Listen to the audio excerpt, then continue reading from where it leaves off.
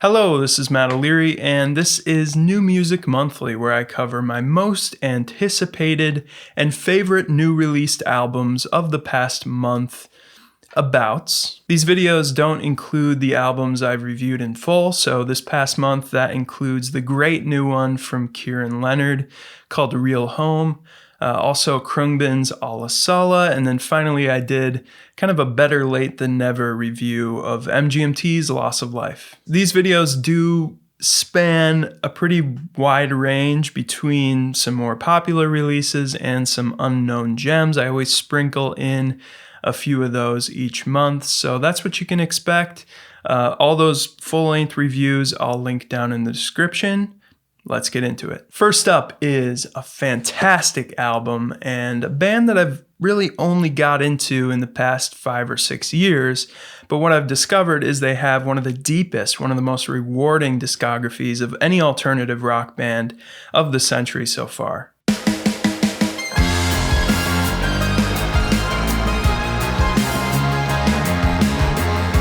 The UK's Elbow came up in the Coldplay era. You know, they've definitely got some of that stadium-filling indie pop sound in them. While Coldplay has kind of a London polish and seriousness, I think Elbow has much more of a Manchester kind of everyman grit and wit. And Guy Garvey is a pretty surprising rock frontman. You know, he looks like Ricky Gervais and he sings with all kinds of drama in his voice. The phrasing is very mellifluous, and he's got lots of vibrato. It's a very distinctive voice, and it's definitely got a heaping spoonful of Gabriel in there. And there's lots of progressive stuff in Elbow's back catalog. You know, they've got so many good albums. I think my favorite is probably 2011's Build a Rocket Boys. They also have kind of a post-rock patience to their sound. You know, they know how to delay a hook and a payoff and keep you waiting and just build the dynamics of a track from something very minimal to massive. This 10th album, Audio Vertigo, doesn't do much of that. It's a much more direct rock record that just gets right to the point. Like on Baloo, which just rips with this big synth riff that opens things up. It's kind of serpentine and chromatic in its movement. I just love that riff. I love the energy in that track. I love the way the verse just kind of opens up with these hand drums and then they just boom, hit you with that riff again. Great brass in the songs, great female backing vocals. It's really a song that doesn't need a chorus. There's lots of variety on the album, African sounds, South American sounds, all sorts of electronics and studio sound play. But all of it follows Baloo's mold of being very immediate but also richly layered, kind of like all of Elbow's stuff. You know, I'm pretty confident that if you give it some time, it will connect. Next up is the 5th solo album from the ultra-talented front woman of Big Thief. It's Adrianne Lenker with Bright Future. Time and attention, love without measure.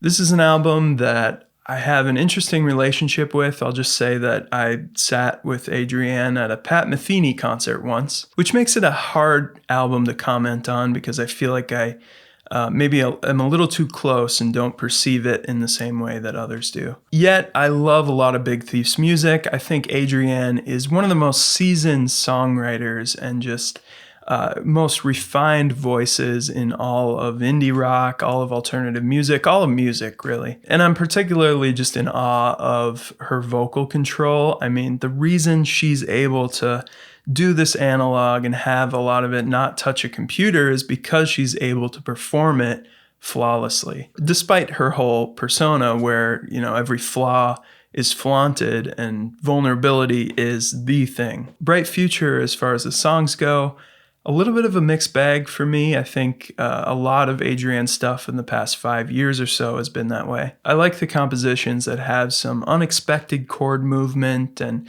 more progressive, you know, like capital P progressive tendencies. Like Fool, which buzzes along both frenetic and smooth, with very unusual production on the guitar and all sorts of little ambient kind of whooshing sounds like a passing car. My favorite Big Thief stuff is song like Object from Capacity, the title track from UFOF, stuff that is a little more, I guess, surprising compositionally. There are some moments here that do that, but overall I feel like this follows a general trend for Adrianne of just stripping everything back, including composition at times, for emotional effect. An emotionalism that I often feel is a little heavy-handed or just too knowing. I like this album.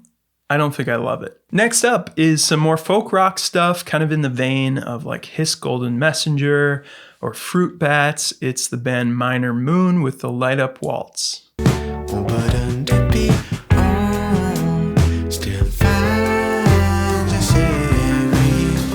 Minor Moon is led by Chicago's Sam Cantor, who has this very casual croon that reminds me of the Dawes guy. This is twisting, lush folk rock, kind of that alt-country vibe. It can be a little soft, a little sweet at times, but there are some flashes of more progressive tendencies across the album, like the Lysergic Under Beyond, which on its surface is kind of this mid-tempo Americana song, kind of a chill-out track.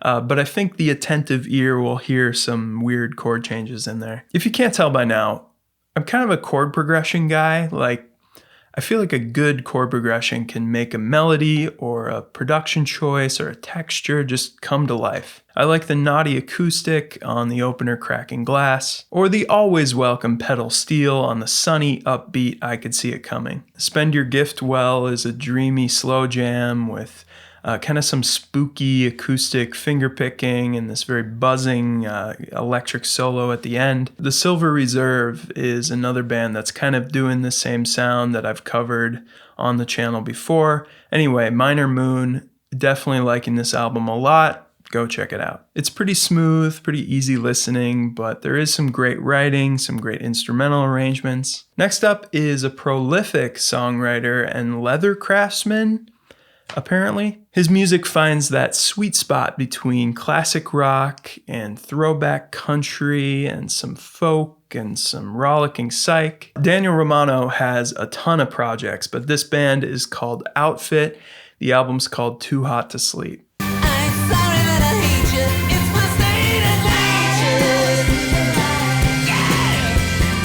I absolutely love his two solo albums, Modern Pressure and Finally Free. I think this one's a little less adventurous, maybe a little more predictable, a little more accessible. Yet this is probably Outfit's best album so far. It's really just blazing, energetic pop rock that's got a ton of swagger to it. Heavy spoonful of this mid-70s power pop sound as well in there. You know, Romano is just a magnetic and just larger than life frontman. You can tell with Romano that he's got a very pure and very unfiltered artistic process. You know, things just seem to flow out of him very naturally. It's just his personality. He's an artist. And, you know, he doesn't seem to let any self-doubt or really any doubt stand in his way. And that might be the secret, you know, letting go of any sense of ownership over the music or kind of ego attachment. Now for something totally different, we're going to Japan for a girl band who do, I guess, idol pop is what they call it, kind of a shoegaze, generally alternative vibes. It's the band Ray.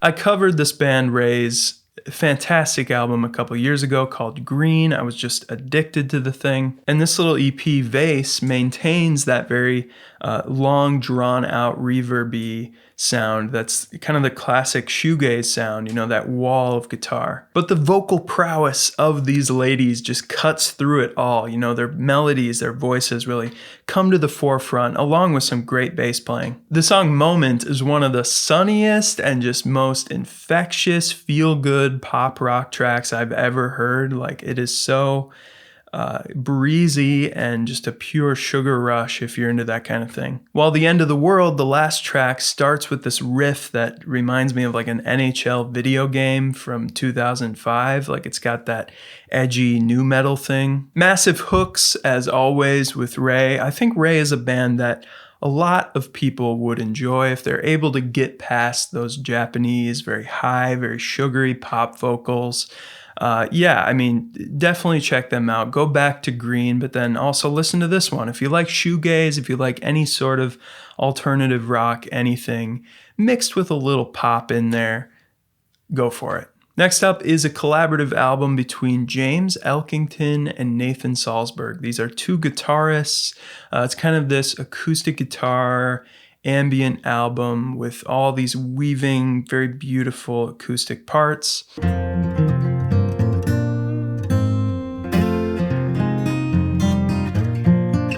In my just day-to-day work time, I listen to a lot of this kind of music, this instrumental acoustic guitar music, kind of that American primitivist movement.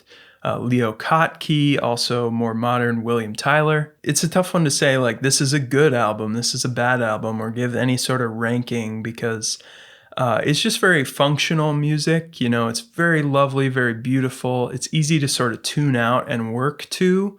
But it's also, if you pay attention, there's a lot to get from it harmonically, texturally. Yeah, it's a very lovely album. You know, I'm always trying to discover new artists in this sound, new guitar players, so check it out. The 8th studio album from the Ohio band Cloud Nothings also dropped this past month.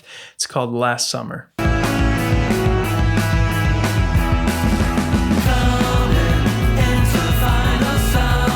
Right when I put on the album, there's this electronic intro to the first track that really had me thinking they were turning in a new direction. Before the scuzzy guitar and punky drums kick in, and then really from there on, it's pretty much them sticking to their guns. By keeping the sound palette focused to indie rock, to punk rock, they just emphasize Dylan Baldy's songwriting. His melodies and very recognizable voice take front and center.